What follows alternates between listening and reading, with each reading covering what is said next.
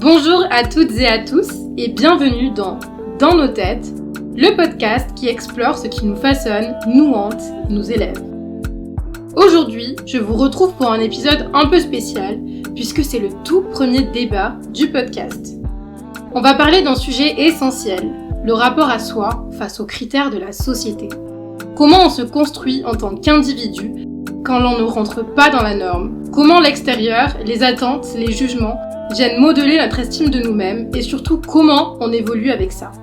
Pour explorer ce thème, j'ai la chance d'être accompagnée de deux invités, Basma et Mathilde. Bonjour. Bonjour à toutes les deux. Et donc, à travers leurs voix, leurs expériences, leurs blessures, mais aussi leurs forces, on va dérouler plusieurs étapes pour comprendre ce que ça signifie vraiment. Se construire en dehors des normes.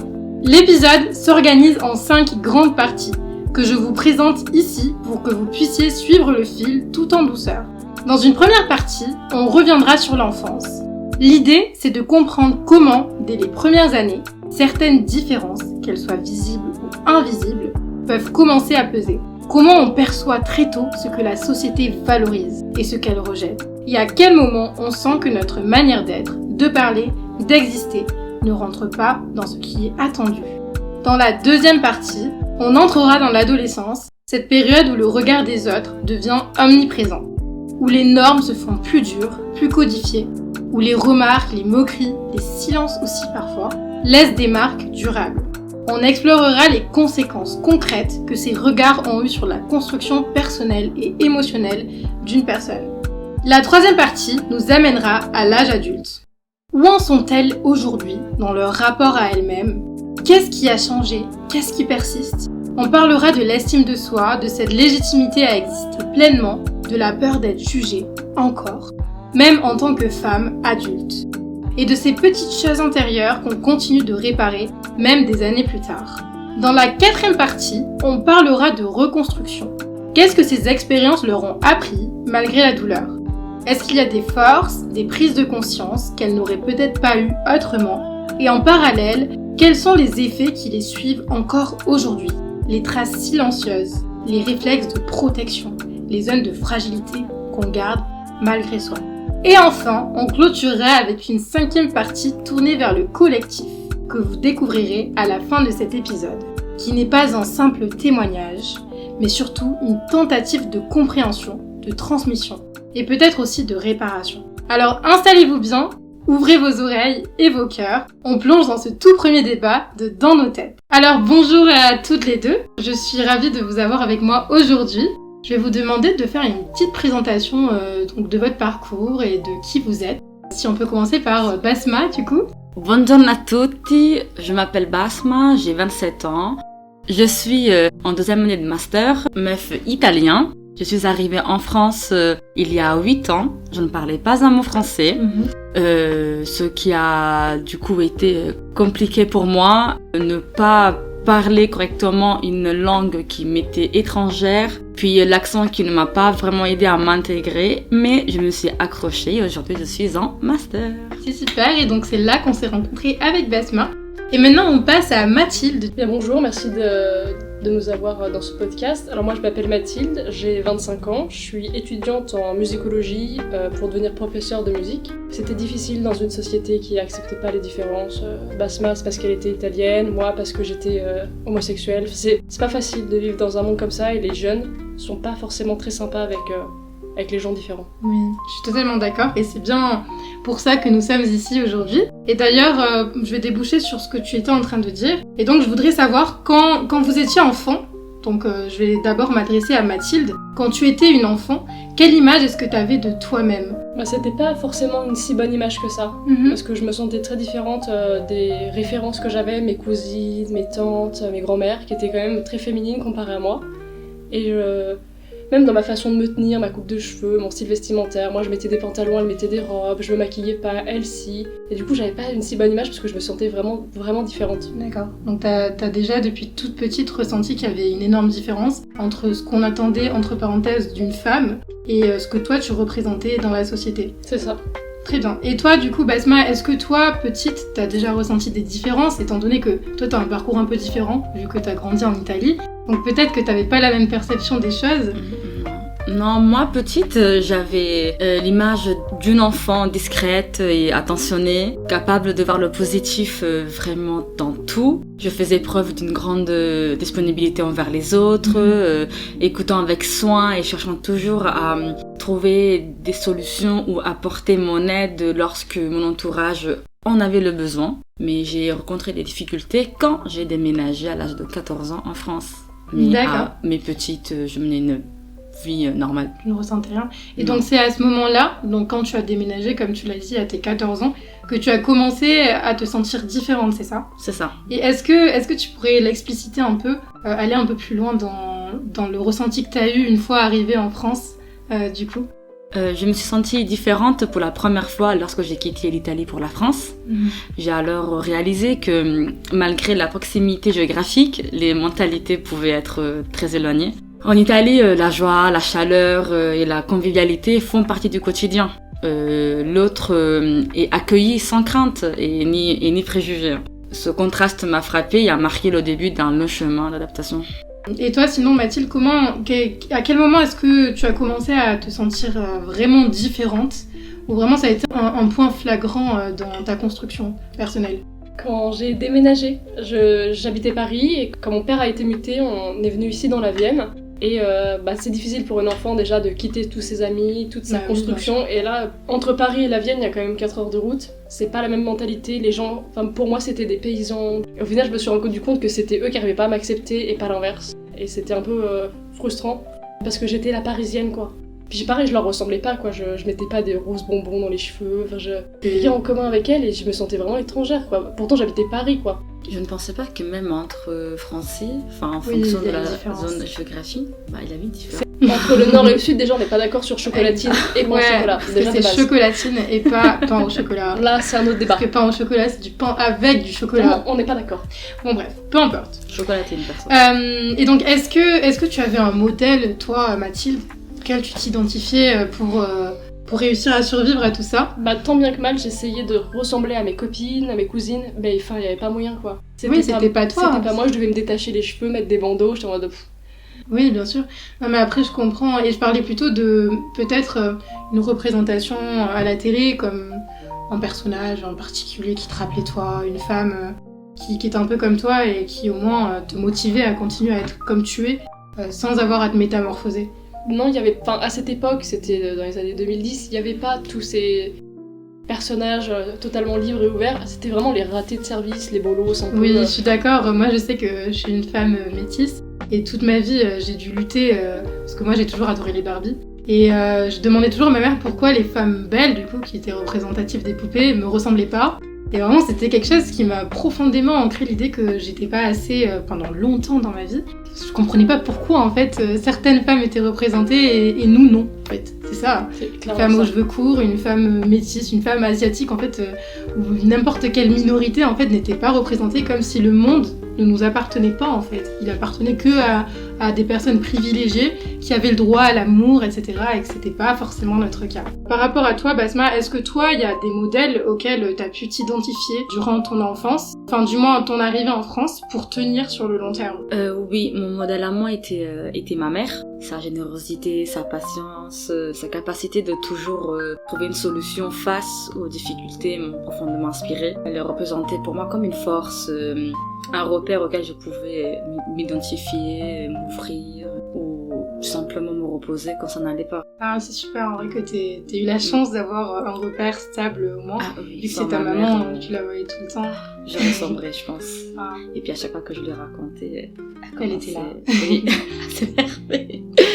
Quand même, elle a voulu se rendre chez ces personnes-là avant. Mais je l'ai arrêté parce que j'avais peur des représailles à l'école. Oui, c'est normal. Ouais. Mais c'est vrai que c'est très important d'avoir un repère au moins qui soit là, parce que sinon on se tourne facilement vers l'introversion extrême, où on dit plus rien.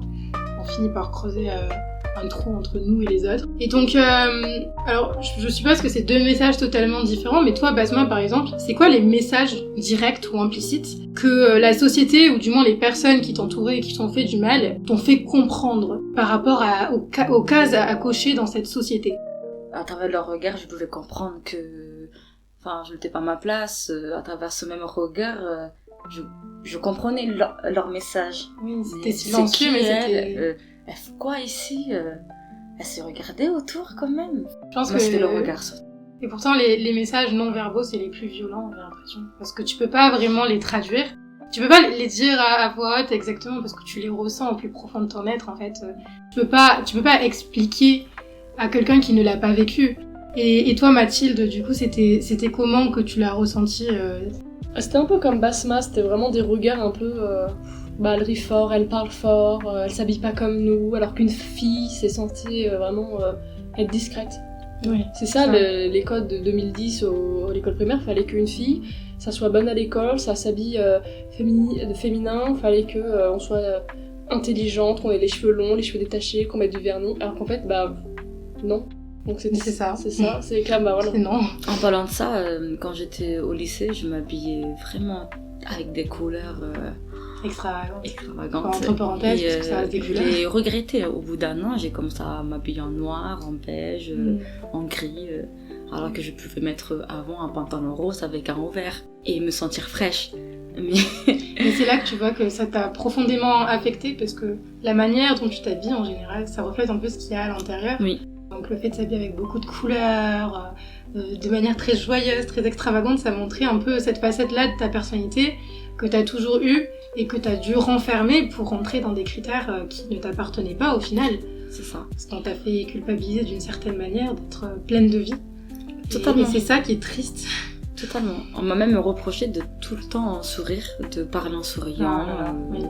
Voilà. C'est typique français, je suis désolée en fait, je me vois tellement dans ça. J'aurais été au même lycée que toi, je pense que je t'aurais regardé en mode ok. J'aurais contribué à ça, c'est horrible parce que je vis ça aussi, mais ouais, c'est qu'on n'a pas l'habitude des gens joyeux. Nous, on fait la gueule tout le temps. Je vois, c'est typiquement français. Hein. C'est horrible. Je suis d'accord. Et donc Basma, toi, tu nous as dit que tu as eu le courage et tu avais la chance d'avoir une mère avec qui tu pouvais parler de ça à la maison.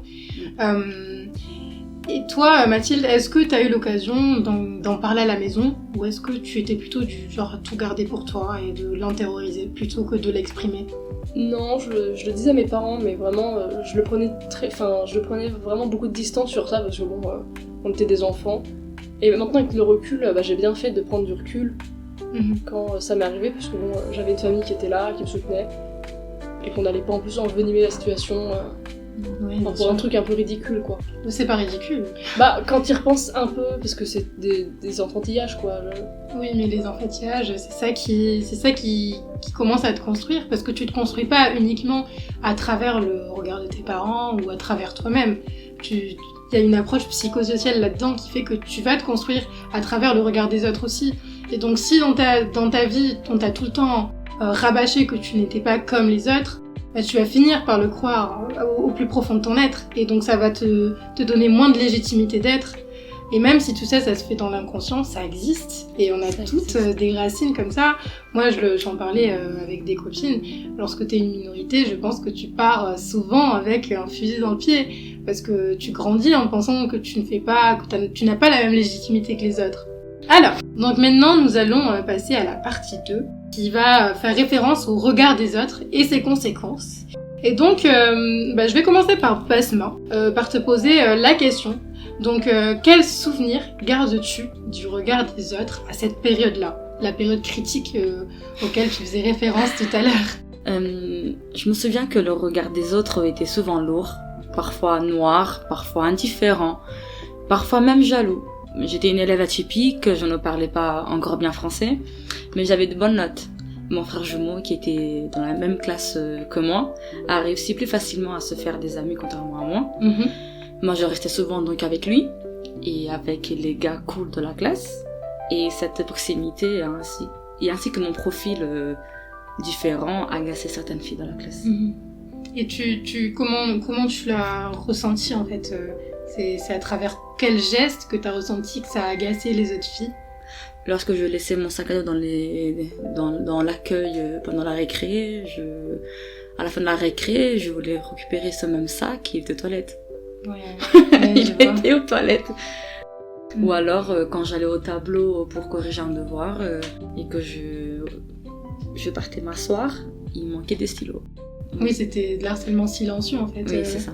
Et toi, Mathilde? Bah, pas un très bon souvenir, hein. C'est pas des super souvenirs de vacances, quoi. Je me doute bien.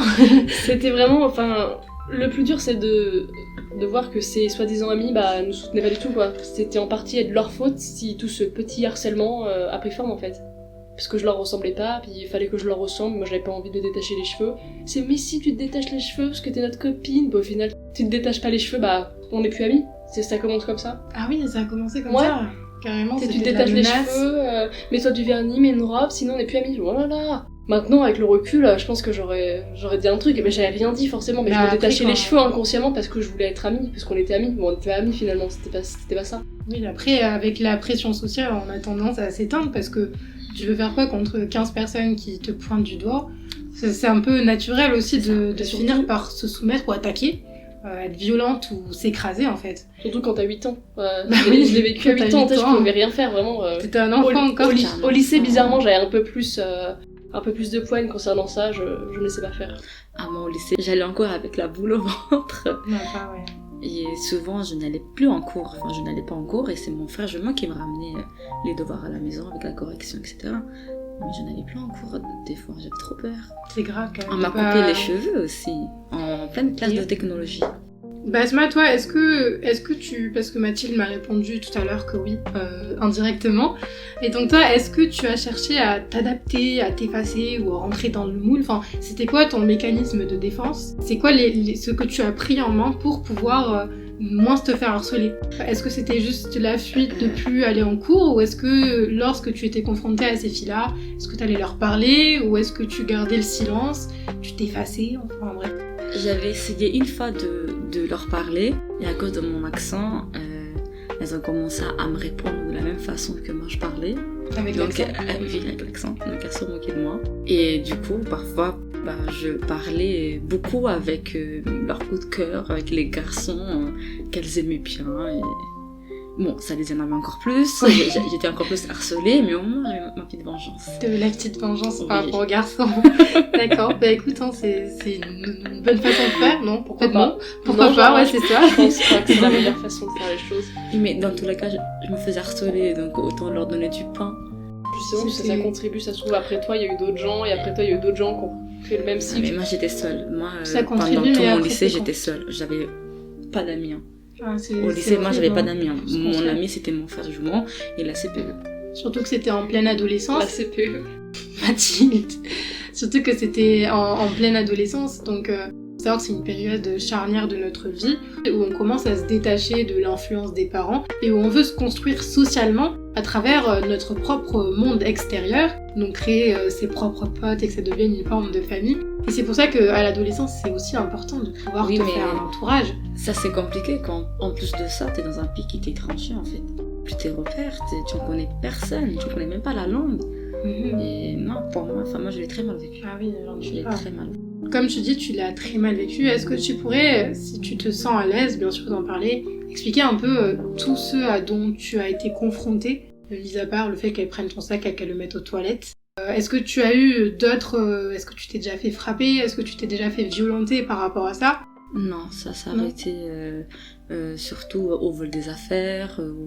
Elles ont eu le malheur de me couper une fois les cheveux, que mon frère jumeau leur a fait regretter. Ah oui. Mais non, c'était la seule violence physique, me couper les cheveux. Sinon, c'était que un stylo volé ou ma trousse dans les toilettes avec des excréments dessus. Oui, ça s'arrêtait à des objets. Après, couper les cheveux, faut quand même rappeler que les cheveux, c'est l'intimité de quelqu'un. Hein. Les cheveux, ça représente le soi. C'est ta propre personne. C'est-à-dire que te couper les cheveux, c'est comme te tirer, c'est de la violence physique. Ah oui, je me souviens, j'étais en cours de technologie, il y avait un groupe A et groupe B. Mon frère jumeau était dans le groupe A et moi dans le groupe B. Et j'étais du coup dos au tableau, et d'un coup je me suis sentie prendre par chaque bras, et la troisième fille m'a coupé les cheveux. Et je ne pouvais rien faire. C'est là que j'ai commencé à de moins en moins aller en cours.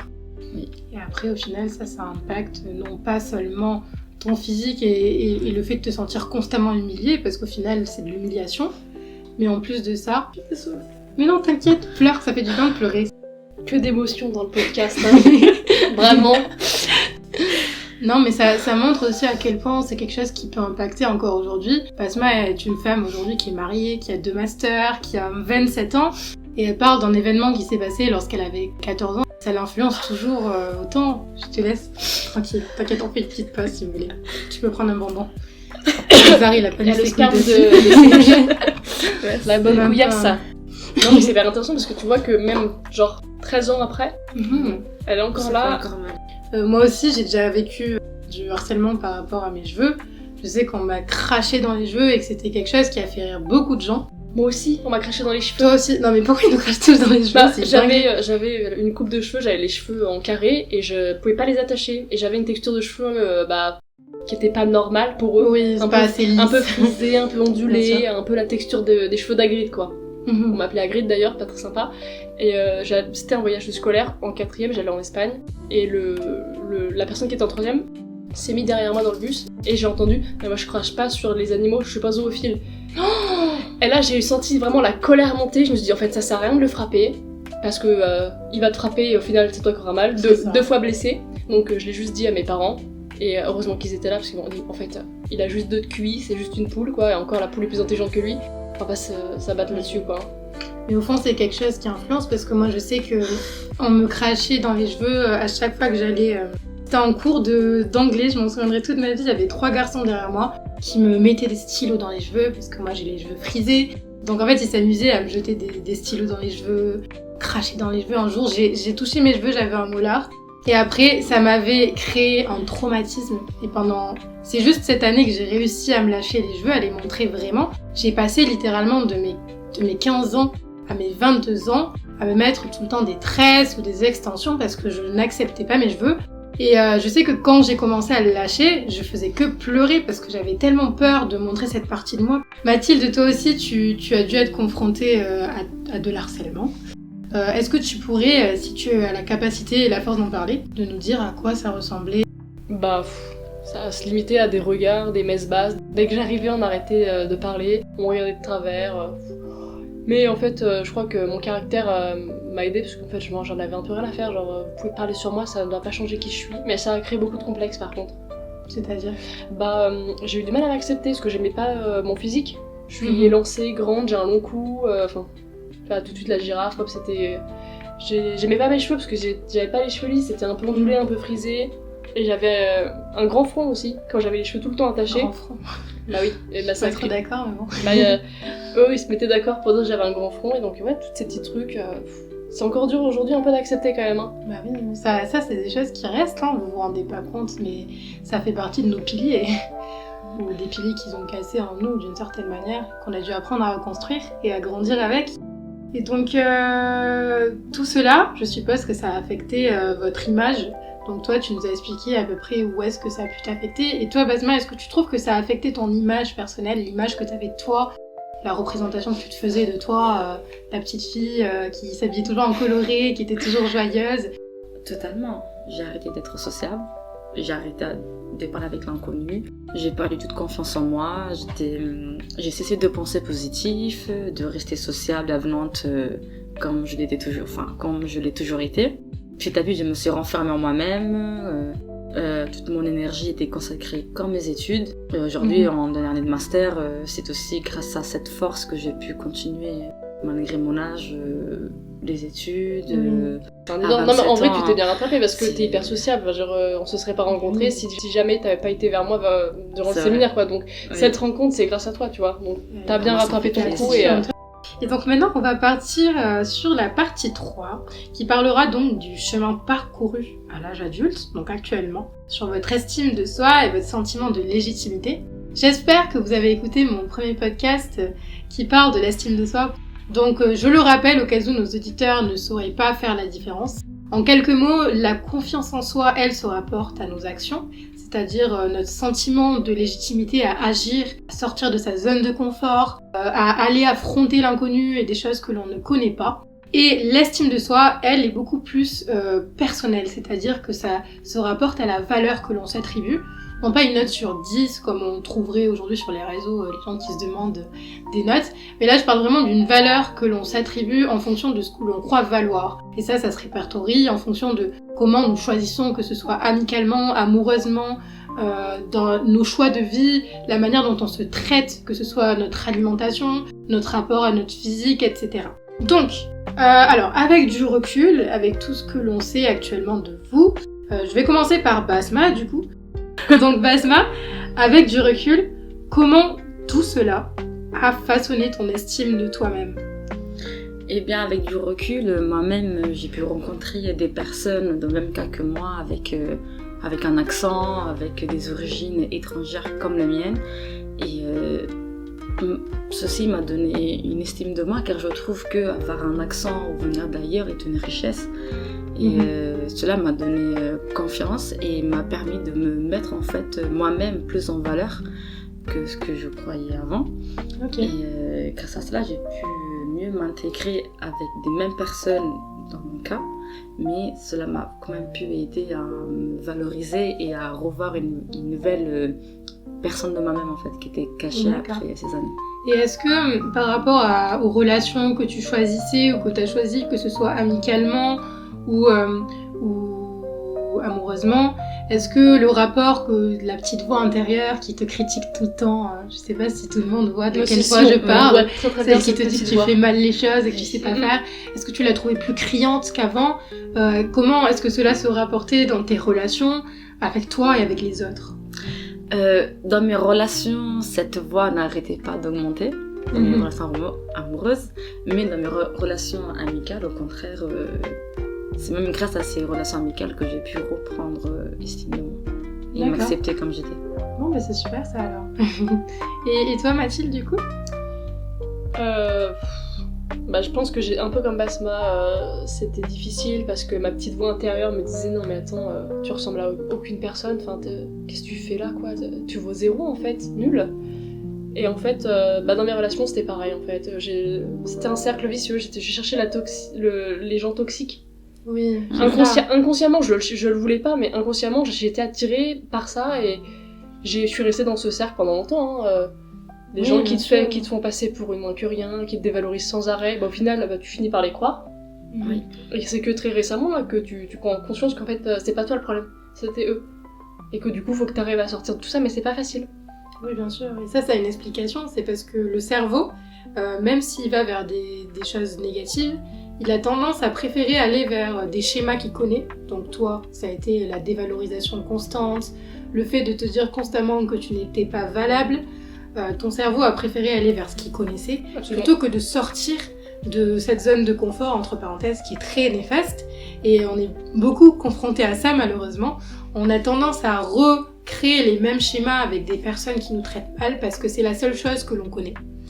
Et donc, c'est pour ça qu'il faut travailler sur soi. Ça vient avec la confiance en soi. Ça vient aussi avec la confiance en soi. Moi, je n'avais pas confiance en moi du tout, et le fait qu'il me dévalorise, moi, je te dis, oui, c'est ce que je vaux en vrai, allez. Oui, et finalement, là, c'est très récemment que en fait, non, je vaux bien plus que ça, quoi. Oui, bien sûr. Je pense comme Mathilde, parce que c'est même à cause de ça que, pas que je me laissais choisir par mes ex, mais je me contentais de celui à qui je plaisais, sans forcément avoir des critères je sais pas quoi dire. Oui, bien sûr, tu cherchais pas à choisir, tu cherchais qu'on te choisisse. C'est ça. Sans te soucier que la personne te respecte, mais uniquement qu'il t'apporte de l'amour pour combler ce vide-là qu'on t'a laissé au fur et à mesure du temps. D'accord. Et est-ce que vous avez déjà ressenti un sentiment d'illégitimité dans certains milieux ou situations? Donc là, je parle de l'âge adulte. Non, pas tellement en fait. Non, jamais. Par exemple, est-ce que vous avez déjà rencontré quelqu'un qui était très amoureux de vous et vous l'avez rejeté parce que vous n'avez pas l'habitude de rencontrer ça, et on peut en rigoler, mais c'est des choses qui arrivent très souvent. Ou est-ce que ça vous est déjà arrivé de ne pas vous sentir à la hauteur et de ne pas avoir assez de valeur pour accéder à un poste, ce qu'on pourrait aussi appeler le syndrome de l'imposteur d'une certaine manière? Alors, le syndrome de l'imposteur, oui, mais en tant que prof de musique, des fois j'ai l'impression que je suis une grosse arnaque, quoi. Je me dis, qu'est-ce que je fais là? C'est vraiment le sentiment de oui, je suis en master, mais est-ce que finalement je suis vraiment qualifiée pour faire ça? Et je pense qu'on est tous dans ce cas-là où quand on est prof, on débute, on n'a vraiment pas l'impression que qu'on est légitime à être là. Et pour revoir rejeter une personne amoureuse, non jamais. Déjà, faut qu'elle tombe amoureuse. ça c'est pas facile. Et toi, Basma? Sur ça, je rejoins Mathilde. Je n'ai jamais osé refuser un flirt, car déjà je trouvais incroyable que quelqu'un puisse s'intéresser à moi. Et c'est même à cause de ça que j'ai pas mal souffert aussi dans mes relations amoureuses. Mais moi, sinon, oui, j'ai un sentiment d'illégitimité quand j'étais en licence, dans le milieu scolaire, à cause de mon niveau de français qui était pas très bon. Et j'étais souvent reconnue ou appelée comme la petite bac pro à l'étrangère. Ils sont méchants. Qu'est-ce que tu fais en licence, va en BTS? Et au final, c'est ces mêmes personnes-là qui n'ont pas eu leur licence.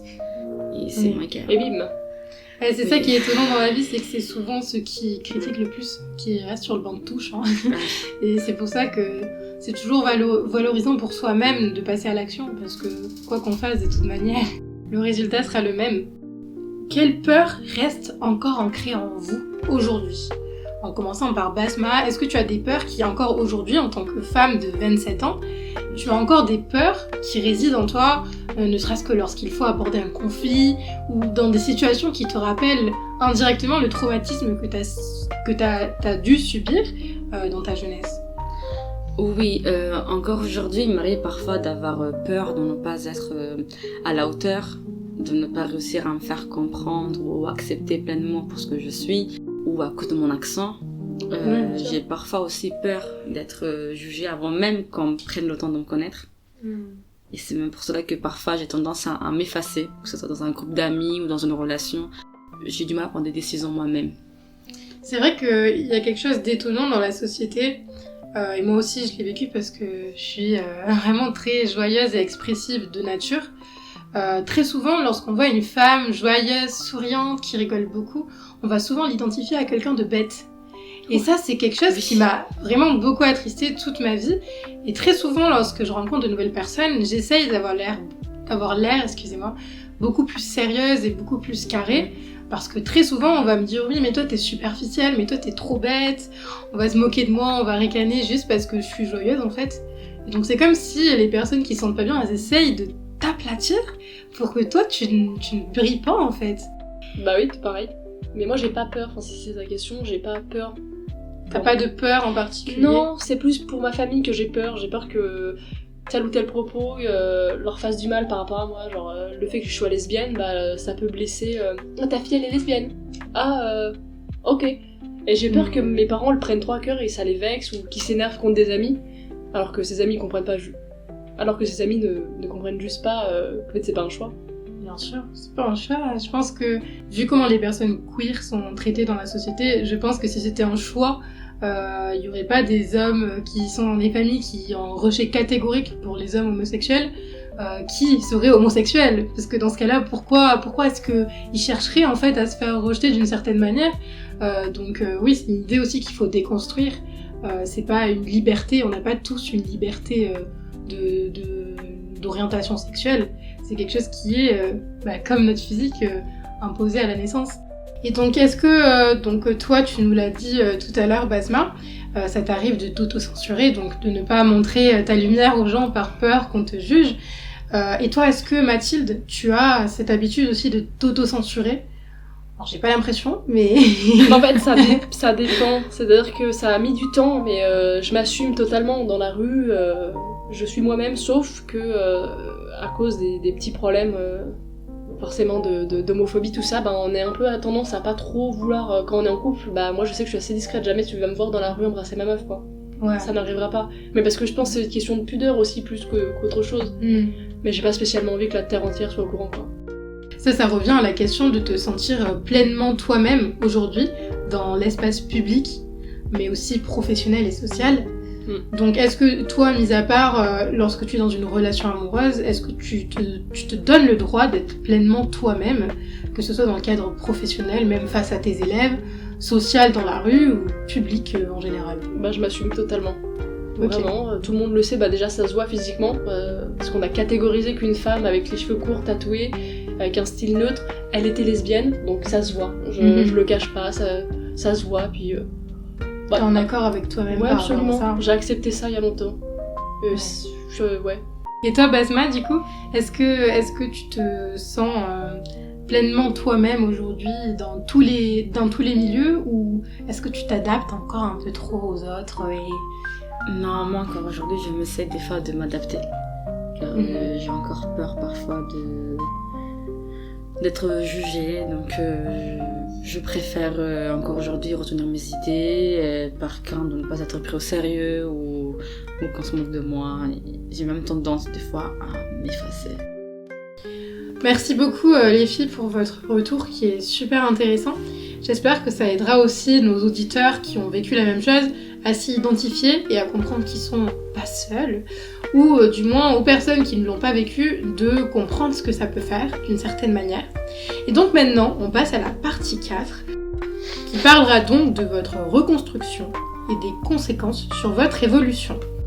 Donc on va commencer par Basma. Donc je vais te demander quel a été ton point de bascule vers une reconstruction.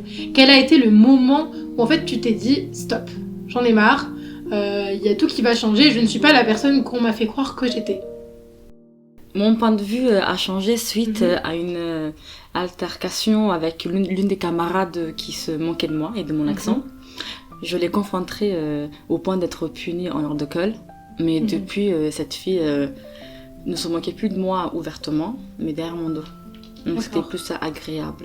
Dans ce cas-là, elle te poursuivait pas, elle était beaucoup moins sur tes pattes, et donc en fait t'avais pas à ressentir la violence de ses propos au quotidien, quoi. Tout à fait, elle se moquait, mais tant que ce n'était plus devant moi, mais derrière mon dos, oui, bien sûr. Je n'y prêtais même plus attention à la fin. Ah bah c'est super, en tout cas, si ça t'a aidé, et au final c'est pas si mal d'apprendre à se défendre. Oui. C'est quelque chose qu'on devrait apprendre à faire plutôt que de nous faire culpabiliser, de parfois mettre du coup des limites, parce que c'est ce que t'as fait, tu as mis des limites. En fait, j'ai mis des limites, mais il m'a fallu au moins 2 ans avant de le faire. C'est ça. Car j'avais toujours cette crainte de vouloir me défendre. Et au final, non. Lorsque j'ai sorti les dents, les autres se sont tus. Et la chef de l'équipe s'en est pris plein la gueule elle aussi. Et donc c'est super que tu aies eu le courage de mettre enfin des limites, mieux vaut tard que jamais. Et ça a été le moment où en fait t'as pu te sentir tranquille. Et donc maintenant, je vais te poser la même question, mais à toi, Mathilde, quel a été donc ce point fondamental qui t'a permis de te reconstruire ? C'était il n'y a pas si longtemps que ça, en vérité. C'était en 3e année de licence. J'ai eu une petite révélation, pas suite à une rupture, pas suite à une déception amicale, mais juste j'en avais marre un peu cette pression. J'ai décidé de me couper les cheveux. Mais vraiment, la coupe que j'ai. Ah oui, c'était symbolique en fait, parce qu'avant tu avais les cheveux longs. J'avais les cheveux jusqu'au milieu du dos à peu près. Et donc là, je dis, mais en fait, c'est vraiment passé par milieu du dos, le carré, et j'ai dit, en fait, ça me saoule, j'en ai marre. T'as fait la réponse. Et là, j'ai fait fop, j'ai tout coupé, et je me suis fait tatouer. Et là, là, c'était... C'était toi. C'était, ouais, enfin c'était et toi. quand je discute avec mes amis, ils me disent, ouais, en fait, tu t'es révélée à ce moment-là, quoi. C'est ça. C'était toi. T'es tatouée maintenant, je pourrais plus revenir avec les cheveux longs. Sans tatouage, c'est pas moi. Enfin, c'est bizarre à expliquer comme sensation, mais sans tatouage, c'est toujours moi, mais c'est pas moi. En fait, tu es devenue celle que tu as toujours voulu être. T'as mué. C'est ça. C'est ça. J'ai retiré ma vieille peau dégueulasse un peu. Arrête, non. Non, mais t'as évolué, non, c'est super en vrai. Et ça, c'est un énorme signe d'amour envers toi-même et de reconnaissance de qui tu es. Ah, je suis comme un Pokémon, hein. J'ai évolué. Je te passe directement au drapeau feu. Le drapeau feu. Moi, je suis Pikachu. L'animal, il a jamais non, c'est toi aussi évolué malgré les saisons.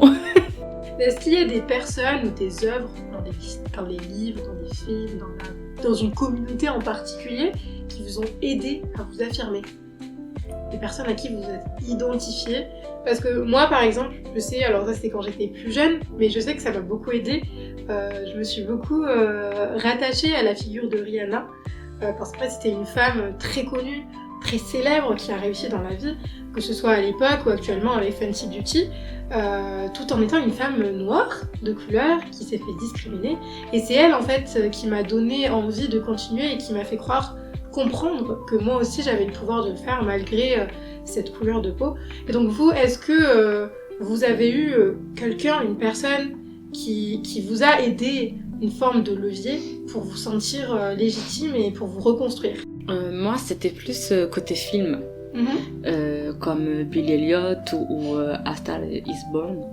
Désolée pour l'accent. Oui. Un film sur le chemin difficile pour croire en son talent, malgré les doutes et les regards des autres, m'ont profondément marqué. Et il raconte des histoires de dépassement de soi face à l'adversité. Ils m'ont aidé à comprendre que la différence peut devenir une force et qu'il ne faut jamais abandonner ses rêves. D'ailleurs, je viens de m'en souvenir juste maintenant, et moi j'ai aussi un film Disney qui m'a beaucoup aidé, c'est Saul, je sais pas comment on dit. Oui, Saul, en fait, c'est l'histoire d'un professeur de musique, pianiste, qui a un plus grand rêve que d'être professeur, c'est de faire de la musique dans un groupe de jazz, mais il n'y arrive pas. Et en fait, un jour, on lui propose de monter sur scène, et la chanteuse dit « Ok, c'est toi que je veux, ce soir ». En fait, avant de monter sur scène, il y a eu un accident, il est mort. Il monte vers les âmes, quoi, et en fait, non, en fait, je vais pas y aller. Du coup, il va dans le monde des âmes, et en fait, il rencontre différentes âmes, et en fait, lui, il tombe sur une âme qui est vraiment très difficile. Elle veut pas du tout aller dans le monde des humains parce que pour elle ça n'a aucun intérêt, genre on est tous cupides, on est méchants, on est la pire espèce. Et en fait ils deviennent potes, ils retournent tous les deux dans le monde des vivants, lui dans le corps du chat et elle dans son corps à lui. Et en fait elle prend goût à la vie et lui il prend conscience qu'en fait il est un peu relou quoi, genre il vit pas en fait. Que la vie elle se résume pas uniquement. Il survit et elle lui fait comprendre qu'en fait juste déjà, il va chez le barbeur, il change de coupe de cheveux, il s'intéresse aux gens alors qu'avant il s'intéressait pas. Et tout ça, c'est des petits changements de vie. C'est ça, il était trop focalisé sur ce que lui il voulait, mais pas de ce qu'il avait déjà en fait. Super, merci Mathilde. Et donc toi, est-ce qu'il y a des personnes ou des œuvres qui ont aidé à t'affirmer? Non, à l'époque quand j'ai su que j'aimais les femmes, il y avait pas, si, il y a eu vite fait une présentatrice à la télé américaine, mais c'était pas la meilleure représentation. Donc non, il y avait pas. Maintenant beaucoup plus parce qu'on est beaucoup plus libre. C'est un peu aussi le cliché, il faut absolument qu'il y ait une personne gay dans un film, il faut absolument qu'il y ait une personne de couleur, une personne maigre. Ça c'est vraiment les clichés, on est obligé dans la société de montrer ça alors qu'en vrai non. Mais du coup non. Alors maintenant, aujourd'hui oui, il y a plus de personnes queer à la télé, donc c'est plus facile de s'identifier. On rentre pas tous forcément dans les moules créés par la société, donc même s'il y a quelqu'un qui est queer, on va pas forcément s'identifier, donc c'est un peu dur. C'est plus facile parce que du coup il y a plein de gens qui se montrent, en même temps on leur ressemble pas tous donc c'est hyper difficile. Moi je vois pas une femme qui me ressemble à la télé et qui est gay quoi. Oui bien sûr, ok. Alors que les femmes lesbiennes, tu regardes la série The L Word, Q Generation là, c'est que des femmes et tout, mais t'as des femmes, moi je m'identifie à aucune d'entre elles. Parce que y en a ils sont un peu garçons manqués, j'aime pas ce terme, un peu garçons manqués, elles ont des poils sous les bras. Tu vois, elles sont un peu droguées et tout, et c'est pas la meilleure représentation. C'est pas ça la femme lesbienne. Non, c'est soit elles sont très féminines, soit elles sont un peu à l'ouest, et c'est pas... Il y a un entre-deux, c'est tout un spectre de personnes qui peuvent être lesbiennes, c'est pas uniquement une femme qui est catégorisée de X ou Y manière. Qui aime jouer au foot. Oui, voilà, c'est ça. Qui aime faire de la musculation, qui traîne avec des garçons. C'est ça, exactement. Et donc, quelles sont les forces que vous avez tirées de vos différences? Et là, je parle de forces que vous avez acquis tout au long de votre histoire, alors que vous ne l'aurez peut-être pas acquis si vous n'avez pas été victime de tout ce qui vous est arrivé. Par exemple, moi, je sais que grâce à la différence que j'ai ressentie toute ma vie par rapport aux autres, parce que je suis une femme noire qui grandit entourée de personnes blanches, que ce soit dans ma famille ou dans la société en général, j'ai réussi à développer une forme de résilience que je retrouve, qui est une force fondamentale en moi et qui m'a permis de continuer mes études, d'aller plus loin, de prendre mon appartement, d'avancer sans forcément m'effondrer pendant très longtemps. Donc est-ce que vous, par exemple toi Mathilde, tu as une force aussi qui a été pour toi un pilier encore aujourd'hui? Ouais, ma famille. Ta famille? Ouais, ils ont toujours été là, ils m'ont toujours soutenue. Même quand j'ai fait mon coming out, même si je trouve que le coming out c'était vraiment le pire truc du monde. Faire son coming out, je trouve ça ridicule. Surtout que c'est ta sexualité, voilà. C'est pas censé être quelque chose qui se partage. On peut en parler si on en a envie, mais c'est pas censé être une obligation de le partager. C'était dans les codes des années 2015, 2016, 2017, fallait le faire. C'était... on souffre quoi, on le dit à sa famille. Et moi quand je l'ai dit à ma famille, Bah ouais, ils l'ont bien pris. Enfin, mon petit frère était un peu jeune, donc il a pas tout de suite compris pourquoi j'étais attirée par les femmes et pas par les garçons, donc je lui ai dit, mais puis au final, maintenant, il préfère. Voilà. Non, mais oui, tout le monde l'a bien pris, et c'est ça. Enfin, genre, je me suis tout de suite soutenue, y a pas eu un moment de flottement où je me suis dit, oh merde, je vais faire comment, ils vont me mettre dehors, quoi. Contrairement à d'autres gens où, bah, c'est le cas. Allez, quoi. Et dans ce cas-là, c'est ce rapport-là avec ta famille Ouais. qui a été une force et qui est encore aujourd'hui, Ouais. que tu as fortifié avec ton expérience, c'est ça? Ouais. D'accord. Et toi, Basma? Bah, je sais qu'aujourd'hui, j'apprécie beaucoup mon intimité, ma solitude. Enfin, ça me dérange pas d'aller au restaurant toute seule, au cinéma toute seule, ou faire les magasins toute seule. Au contraire, je trouve même ça agréable. D'accord. Et donc ça, tu l'as tiré surtout de tout ce que tu as vécu. Oui. Ça t'a permis de te rapprocher indirectement de toi-même. C'est ça. Mais c'est Oui. super. Honnêtement, surtout que savoir aller au cinéma et sortir toute seule, c'est Faut primordial faut pour le apprendre faire. à se connaître. Et aujourd'hui, qu'est-ce qui reste encore fragile et douloureux pour vous? Le regard des gens, principalement. Enfin, c'est toujours des petits regards, mais des fois c'est anodin, quoi. Ça veut rien dire, ils ont juste regardé, vous étiez mal lunés, mais nous, comme on s'est fait dans le passé déjà un peu remarquer parce qu'on était différentes, bah ça pique toujours un peu le petit regard dans le bus ou dans la rue. Même un prof, quand il parle d'un sujet, il nous regarde nous parce que bah on est le sujet en gros. Quand, Oui, bien tu vois, sûr.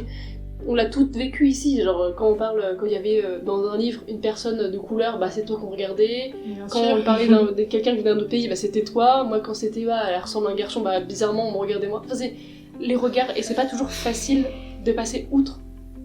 Parce qu'il y a toujours cette petite voix à l'intérieur hein, qui dit oui, il parle de toi, absolument. Alors que, Oui, bah non, en fait, c'est pas ça. forcément de toi, mais il t'a regardé à ce moment précis, et t'es en mode, bah flemme un peu de me regarder, quoi. Après, c'est intéressant de voir comment ils essayent quand même de se mettre à ma place, etc. Mais c'est un peu gênant Oui. la façon dont ils font. Enfin, Oui, c'est ça. Rester C'est- naturel en fait, juste C'est ça. éviter de nous montrer du doigt quoi, sur un sujet qui Ouais. nous concernait mais qui nous concerne plus, parce que c'est du passé. Moi, je me souviens, on avait... Bon, ça nous concerne quand même aujourd'hui, hein, il y a beaucoup de racisme, même des biais racistes, que ce soit dans les relations amoureuses, Ah, mais tu peux totalement. sortir avec quelqu'un qui veut pas te présenter à ses proches et tu comprends bien pourquoi. Ou même la stigmatisation, le fait de te voir comme quelqu'un d'exotique ou de une femme différente. Donc, tu vois, c'est... Mis à part ça, je pense que c'est important de souligner que le racisme existe. Mais j'ai déjà regardé un film par exemple avec un groupe de copines et il y en a une qui m'a dit t'inquiète pas, tu ramasseras pas du coton en rentrant chez toi parce que c'était un film sur l'esclavage. Oui, Mais ça va pas, Ouh. c'était ton ami.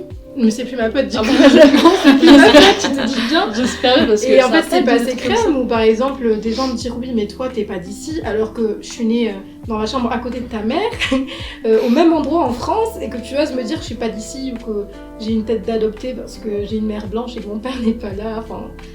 On a tous subi quand c'était ça, moi c'était... mais enfin, je suis pas lesbienne donc... Enfin, toi et moi, enfin, Oui. tu ne m'intéresses absolument pas, genre qu'est-ce que tu es en train de raconter? Tu sais, c'était très gênant dans le vestiaire des filles, t'es au sport. Oui, Enfin, j'avais l'impression que j'étais pas à ma place, donc il fallait que je regarde le mur parce que sinon on allait penser que ça va pas ou quoi. ouais, Toi, j'ai t'es souvent pas- mais entendu ça, oui, C'est- par T'es rapport pas aux mon style, lesbiennes. enfin j'espère que je suis pas ton style. Bah non, enfin, qu'est-ce que... Mm. Ça va, hein, je me contiens. Les gens sont très égocentriques. Hein. C'est bizarre. Ils Après, pensent trop que comment- lesbienne égale amoureuse de moi. on aime toutes les femmes, alors que pas du tout, bah, je suis hyper difficile en amour, c'est pour ça. Oui, c'est ça. Et puis c'est pas parce que t'aimes les femmes que t'aimes toutes les femmes. Toi, Basma, est-ce que tu as encore des choses qui restent fragiles et douloureuses encore aujourd'hui? Fragile, non. Douloureuse, non. Mais des choses qui me dérangent, oui. Parfois, quand je suis énervée ou que je parle vite, mon accent italien est beaucoup plus prononcé. Quand je prononce des lettres, par exemple le OU et le U français, bah, j'ai un entourage qui... il y a une façon de dire certaines choses et quand c'est méchant, on l'entend tout de suite. Oui, J'ai bien encore sûr. des entourages qui me disent « Ah mais après tant d'années que tu es ici, tu n'arrives toujours pas à prononcer le U correctement ?» Oui, bah oui. C'est Alors bizarre que- en plus parce que tu viens très bien de le prononcer, Bah bah oui. oui, les réflexions sont C'est totalement ça. obsolètes, il y a pas raison de dire ça. Les gens sont cons un peu, pardon, hein, excuse-moi de mon vocabulaire, c'est un peu C'est vrai, et c'est ces mêmes personnes-là qui ne parlent qu'une langue en fait, qui se permettent. Oui, mais c'est De se moquer de moi. souvent... C'est rarement ceux qui sortent de leur zone de confort, ceux qui s'ouvrent à de nouveaux horizons, qui vont te juger. Et en général, c'est eux qui vont te motiver, qui vont te demander comment tu te sens. C'est souvent ceux qui restent tout le temps au même endroit et qui se mouillent pas, qui vont constamment te faire des reproches, te critiquer par rapport à quelque chose qui t'appartient et qui, au final, tu es une femme qui a déménagé, qui a changé de pays, qui parle plusieurs langues, et plutôt que de valoriser ça, ils vont dévaloriser une petite faute qu'ils entendent à l'oral, alors que ça n'a aucune influence sur comment on comprend ce que tu nous dis. Mais c'est ça, et puis moi je trouve ça même marrant parfois et culotté que ces mêmes personnes-là qui ne parlent qu'une langue et quand ils commencent à parler une langue étrangère, mais on ne comprend rien de ce qu'ils disent. Enfin, moi j'aimerais bien les voir à ma place, quoi.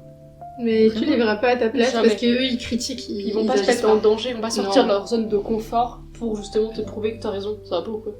Alors là, j'ai une question fondamentale. J'aimerais savoir, est-ce que, selon vous, la société a évolué aujourd'hui?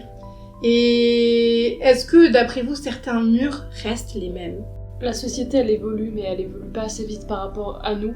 Nous on change, on change constamment, à chaque fois on apprend de nouveaux trucs, du coup, il y a 10 ans on savait pas que si on pouvait dire qu'on était Yel. Oui. Et alors que là maintenant on peut, et c'est formidable, hein, comme ça plein de gens savent qui ils sont au fond d'eux, sauf que la société elle va pas assez vite. Oui, Il y a plein de barrières encore à défaire, mais ça prend du temps, mais on y arrivera, mais c'est trop lent. Oui, je suis d'accord avec toi sur le fait que je pense que la nouvelle génération va peut-être sauver les anciennes générations qui nous rejetaient totalement et qui rejetaient beaucoup de gens d'ailleurs. Maintenant, il reste encore beaucoup de biais racistes. On le voit encore aujourd'hui, même avec la montée de l'extrême droite en Europe. C'est ça. Et donc voilà, merci beaucoup pour nous avoir suivis sur ce podcast. Et nous allons donc passer à la leçon collective et les prises de conscience sociales. Donc j'aimerais savoir, les filles, qu'est-ce que vous aimeriez que les gens comprennent mieux, ceux qui sont hors de votre réalité, c'est-à-dire de votre vécu et de ce que vous connaissez vous, ainsi que toutes les personnes qui font partie d'une minorité ou qui se sont fait harceler dans leur vie en général. Quel est le message que vous aimeriez leur faire passer ? Moi, j'aimerais qu'ils comprennent que l'intégration est un chemin difficile, qui demande du temps, de la patience et beaucoup de force, et que parfois, vraiment, un simple regard bienveillant ou un geste d'accueil gentil peut tout changer. Oui, bien sûr. C'est tout simplement. Totalement d'accord. Et d'ailleurs, le sentiment d'appartenance, c'est un sentiment très important pour se construire, car au fond, on reste. Moi, j'ai la profonde conviction qu'on reste des animaux. On a besoin de vivre en société, et l'exclusion sociale, c'est quelque chose qui peut nous détruire de l'intérieur. On se rend pas compte ce que c'est de pouvoir accueillir même un étranger qui arrive dans notre pays en Erasmus, qui ne connaît personne. Rien que de lui dire bonjour et l'aider à prendre son bus, c'est quelque chose qui peut l'aider, qui peut le sauver. Et ça, dans n'importe quelle situation, l'entraide, c'est quelque chose qui est fondamental pour construire une société aimante et qui partage. Et toi, Mathilde, est-ce que tu as quelque chose à rajouter ? Ouais, je pense plus pour mon côté un peu queer.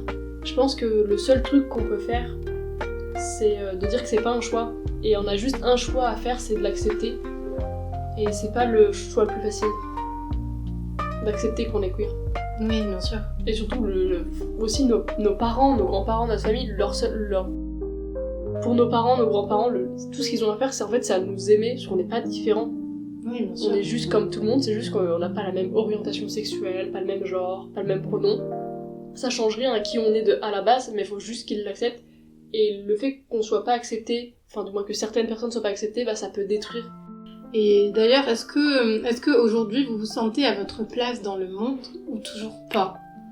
En toute sincérité et transparence, est-ce que vous vous sentez chez vous ? Ouais. Moi, ça dépend des endroits. Oui, bien sûr. Ça dépend des endroits. Il y a des endroits où je me sens très très à l'aise et puis d'autres où je préfère m'effacer, carrément. Je te rejoins là-dessus parce que c'est étrange, mais je sais que en plus moi je suis métisse, donc j'ai une mère blanche et un père noir.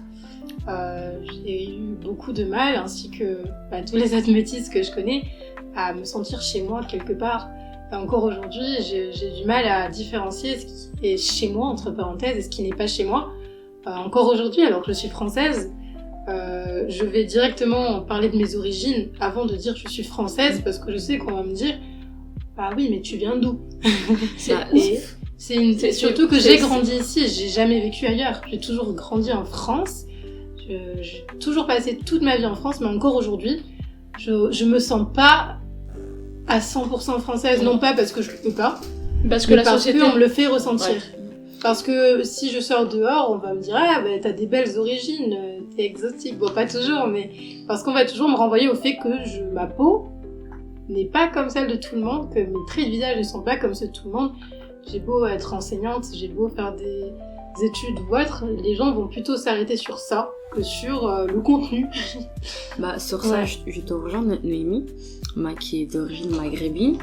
Mes parents sont marocains tous les deux d'origine. Mon père, il est très blanc de peau. Ma mère est très mate de peau. Et souvent, c'est arrivé que on me dise que non, elle, c'est pas ta mère. Tu as la peau claire, elle a la peau mate, c'est pas ta mère. Mm-hmm. J'ai des frères qui sont mat de peau comme ma mère et d'autres qui sont blancs comme mon père. Non, lui, c'est pas ton frère. C'est pas possible.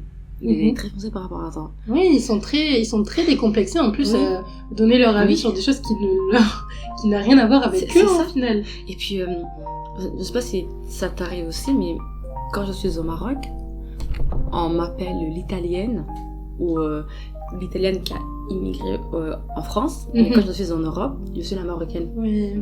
Oui, c'est ça, t'as pas un endroit, moi c'est pareil. Lorsque je vais avec des noirs, ils me disent mais toi ça se voit que tu traînes avec des blancs, mais toi en vrai t'es pas noir, t'es super clair de peau. Moi quand j'étais en Guadeloupe, je sais que j'ai une partie de ma famille qui se moquait un peu de moi parce qu'ils disaient que j'étais trop claire. Et après, tu vas en France et on te dit ouais alors t'as mangé du mafé hier, alors que j'en ai jamais mangé. Ou t'adores le poulet, mais oui vous dansez super bien les noirs. Alors qu'au final c'est juste des préjugés parce qu'au final je danse pas forcément bien et j'aime pas forcément le poulet donc c'est fou, les gens sont décomplexés, genre ils parlent de ta vie intime, tu leur as pas demandé l'heure mais parce que t'es noir du coup t'aimes bien le poulet, fait espèce de gros raciste, rentre chez toi dans ta cambrousse.